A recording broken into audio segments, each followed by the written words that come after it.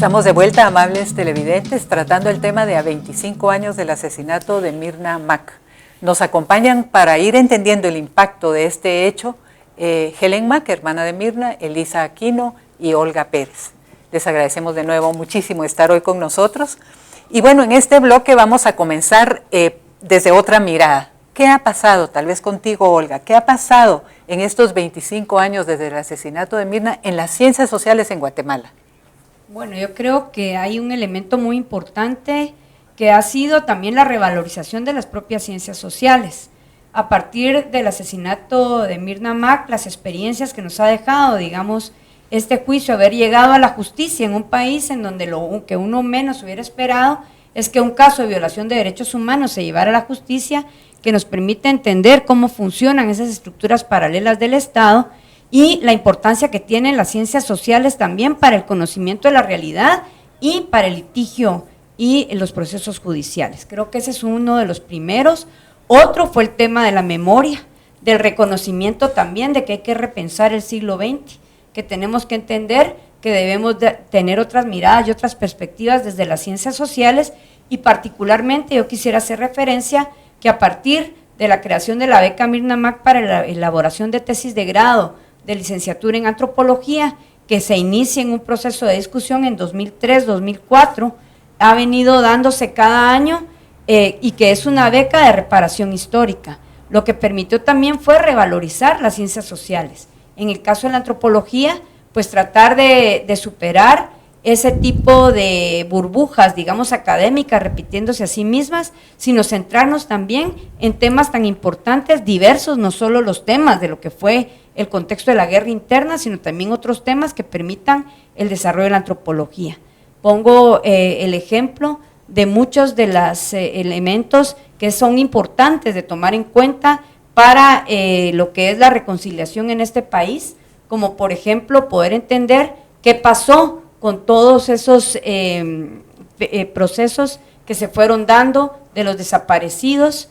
Hay una tesis que se está haciendo también en el marco de la beca Myrna Mac, que es la ganadora de este año, que se está trabajando sobre por qué fue necesario el despojo de la identidad del pueblo de Guatemala y por qué fue tan importante para el ejército, el Estado y la oligarquía de este país, el capital en términos generales, poder evitar que se dieran los ciclos de duelo en este país. Así también algunos elementos sobre lo que fueron los espacios de los interrogatorios y las luchas de poder que se dieron en los mismos, y cómo desde las estrategias contrainsurgentes se fueron agregando elementos que se fueron institucionalizando hasta llegar a ser de esto una expresión en el poder legal de todas estas estructuras clandestinas de poder. Gracias. Solo para preguntarle a Helen, si solo nos decís en qué contexto surge la beca Myrna Mac, es decir, la lucha por la justicia en la Corte Interamericana. Sí, como había una resistencia por parte del Sistema Nacional a hacer justicia, nosotros íbamos llevando de manera paralela el caso de Myrna ante la Corte, bueno, primero Comisión Interamericana, el Sistema Interamericano, que llegó luego a la Corte, y en todo el apartado que tiene que ver con reparaciones, una de las solicitudes fue precisamente una beca a nombre de Myrna Mac para hacer una reivindicación y una reparación a todo lo que fueron las ciencias sociales. Y se logró. Yo creo que eso es muy, bueno, también desde la perspectiva de Avanzo y mi perspectiva personal, es una reparación. Yo creo que Myrna estaría feliz viendo estos debates y demás que se han dado. Y Elisa, como ya dijimos en algún momento, fue ganadora de esta beca, está trabajando en su tesis, y entonces un poco, Elisa, tal vez tú podrías elaborar un poco, ¿cuál es el debate? Ya nos dijiste algo, pero ¿cuál es el debate entre los jóvenes? Ya sé que está la memoria, pero tú estás en un tema del presente. Claro, yo creo que, bueno, recuperando un poco lo que significa más bien la beca Myrna Mac, antes que nada decir que la beca da un espacio y permite a los que estamos investigando poder involucrarnos de lleno y poder ser críticos con nuestra investigación, y de esa forma recuperar todo el trabajo, la visión que para Myrna significaron las ciencias sociales, particularmente la antropología. Respecto a la pregunta, yo creo que hay muchas temáticas que se están abordando ahorita que no son problemáticas coyunturales, que no son, sino que vienen desde hace muchos años, que han sido temas de la antropología siempre, pero que particularmente ahora con la crisis en la que está entrando nuestro sistema, como que vuelven a surgir, como que se están resaltando. Entonces, se están trabajando nuevos temas, hay nuevas miradas sobre, por ejemplo, la antropología de género, es algo que se está trabajando no solo en las tesis de la beca Mirna Mac, sino en otras tesis de la Escuela de Historia, por ejemplo, no solo de antropología, sino de otras ciencias sociales también, la antropología feminista, la antropología urbana, que también son temas que están en la beca, o la antropología política, estudios sobre violencia, por ejemplo, que es en gran parte, en ese tema está relacionado mi trabajo de tesis sobre la violencia de Estado. Y a mí, por ejemplo, ahora que hablaba Helen, se me erizaba la piel de pensar que en realidad no hemos cambiado nada, porque la violencia de la que ella hablaba es exactamente la misma ahora, la misma que sufren los pueblos, y en realidad no ha cambiado, el Estado sigue siendo el mismo, ¿verdad? Pues también a partir de eso decir que hay nuevas investigaciones o se abordan las investigaciones, esta parte de lo jurídico y lo legal y cómo esto permite o permea el sistema represivo del que seguimos siendo parte y que también se está abordando en esas investigaciones.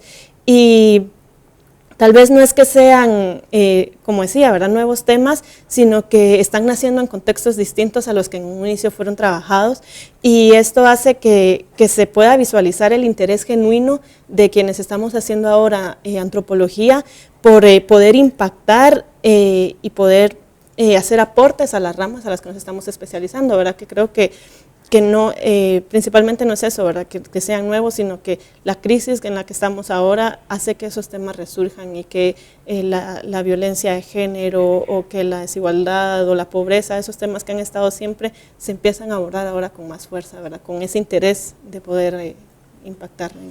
Tal vez, no sé si me permitís solo claro que sí. decir que a partir de 1992 hemos visto surgir también muchos estudios o algunos estudios, por lo menos 8 libros, de lo que sería una historiografía contrainsurgente, que es la visión de los militares que están tratando de reexplicar la historia del siglo XX.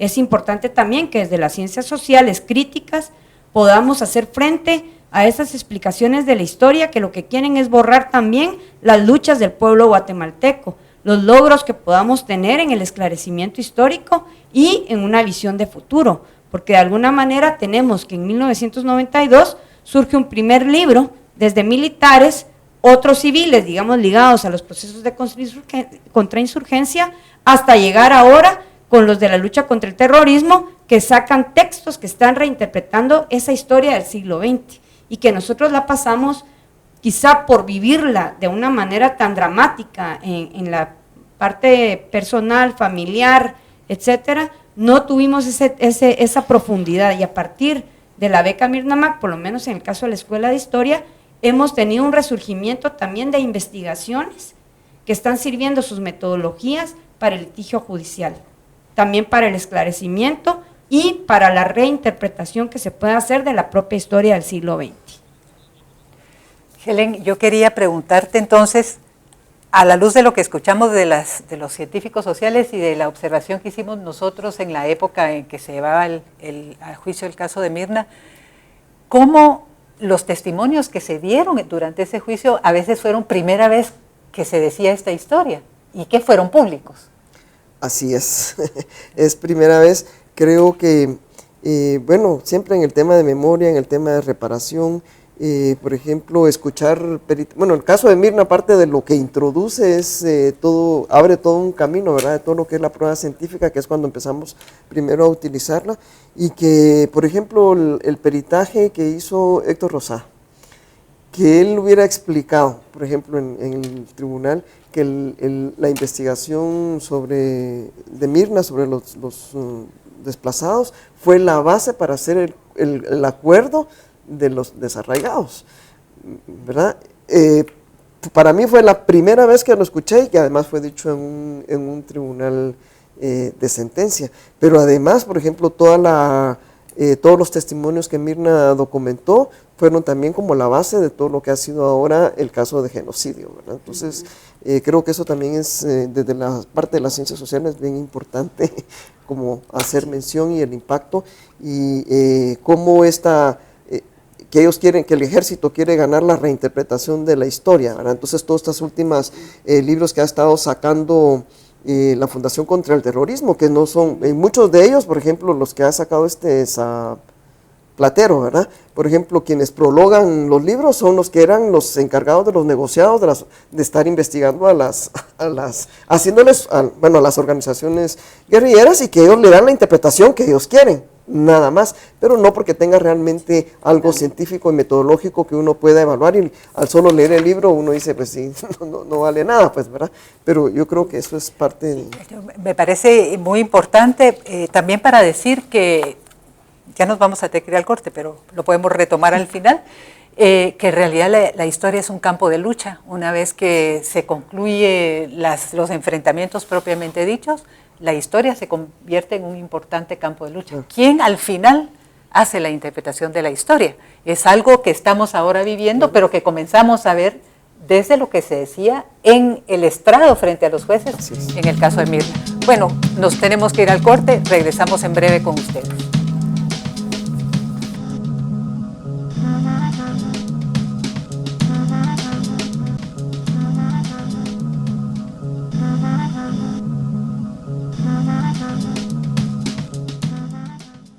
¿Qué nos dice el trabajo y el quehacer antropológico en contextos de guerra? ¿Y qué retos implican para hacer ciencias sociales en un país como Guatemala? Trabajó como antropóloga, ya como antropóloga, en su tesis en Estelí, Nicaragua, una ciudad que se había levantado en insurrección durante 3 veces. Antes de la insurrección final, antes del triunfo final en 1979.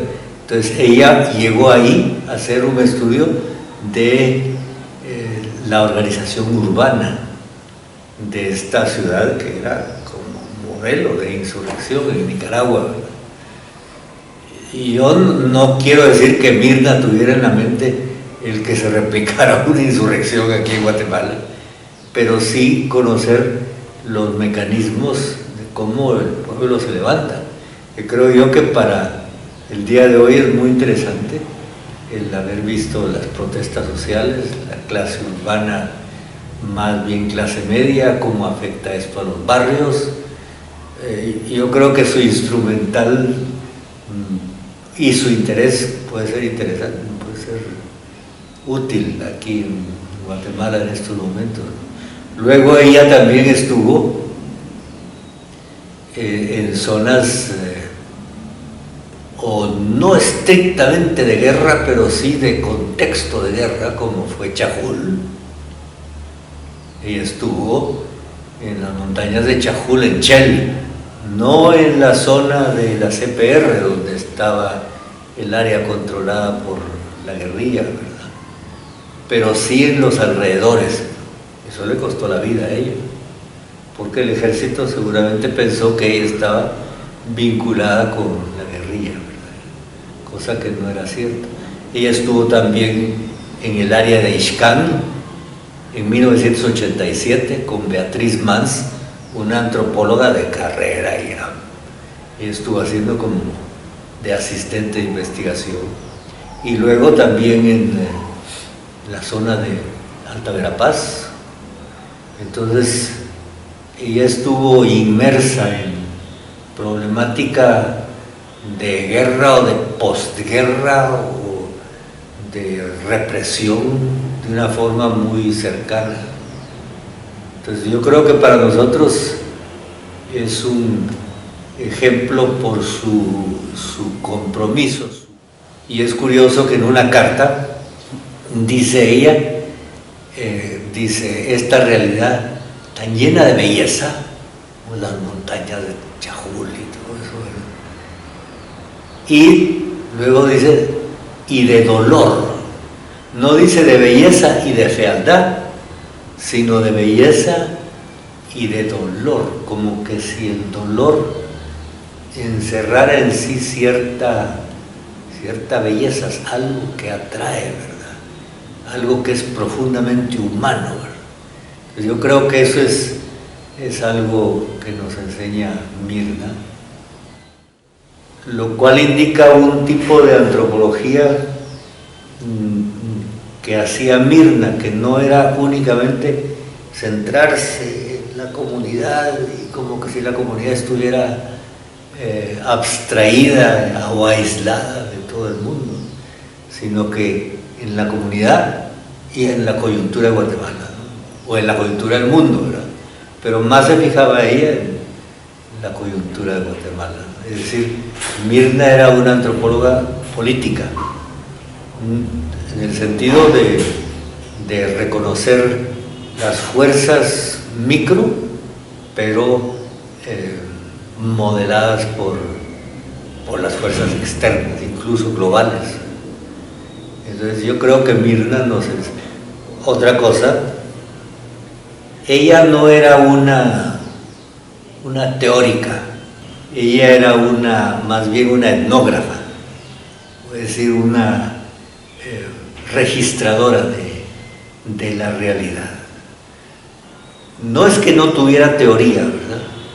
Pero ella no era una antropóloga teórica, por lo menos en el momento en que murió, que fue un momento en que en su evolución como cientista social, ella todavía no había desplegado todas sus capacidades, ¿verdad? Por así decirlo, estaba comenzando, ¿no? Y sin embargo, en esos comienzos ella nos da estas lecciones, ¿verdad? Sí, una mujer muy comprometida, y de ahí le sale que ese compromiso la lleva a hacer una antropología comprometida con la gente más pobre.